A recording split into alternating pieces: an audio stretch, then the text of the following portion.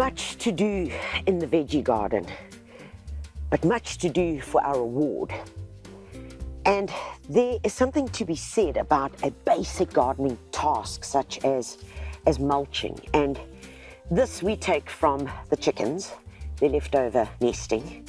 And once we replace it with the fresh straw or hay, whatever we get, we just take it and place it around all the veggies, and it forms this beautiful mat. This mat not only protects the soil from the heat of the coming summer that I know we're going to have, but it also stops weed seeds from germinating, and it helps to regulate the temperature of the soil. So we know that at any time of the year we can get either incredible hot snaps or even very, very cold snaps.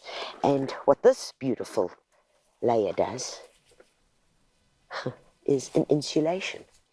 So in a garden bed where it's been raised like we have here, and it's been filled with really, really good organic content. And when I mean good organic content, if we need to just get in here, ooh, you see that beautiful darkness. You can see there's bits of the mulch still in here. And underneath that, and the soil's actually quite warmish. And I want to say cold, and I don't want to say too hot, because it should be neither. But it certainly is being protected.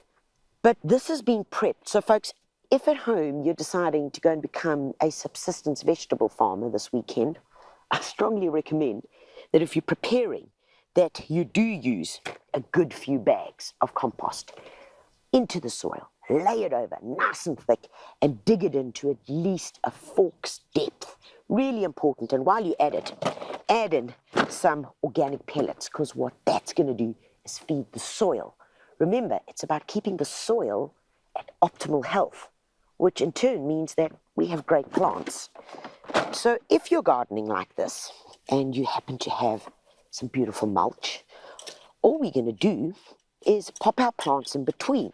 So you may have noticed while I've been babbling on that I've just added 2 trowels of compost, a wee little handful of our organic pellets, mix that in, and then I'm going to be adding in one of the most important colours in a veggie garden, and those are the reds. So I've got some little beetroot here that have germinated in these little cells, and these little red cabbage. This is the baby red cabbage.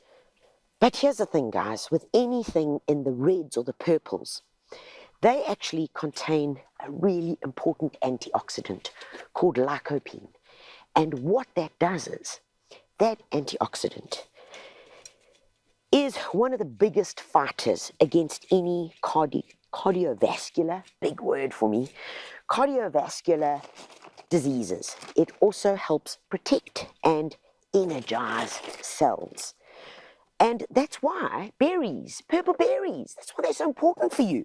So anything with the purple or the reds are really important to have. So not only are they good for you, but they're giving you essential elements, you know, plus they're pretty tasty as well. I'd even say that. So away I go. I've also got my beetroot, so I want to pop the beetroot in. Now, beetroot is quite a long crop, guys, so when you do put them in, make sure that you pay attention, look after them, because you're going to take about 60 days until harvest.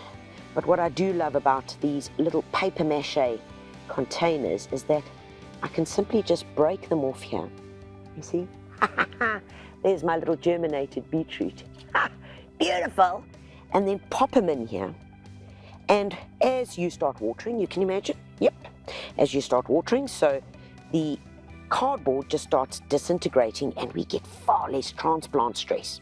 So I've got loads more of these to be able to plant. And the final one, orange. Yep, your mom always told you, you got to eat your carrots so you can see in the dark. Well, guys, carrots makes sure that vitamin A gets absorbed into our bodies.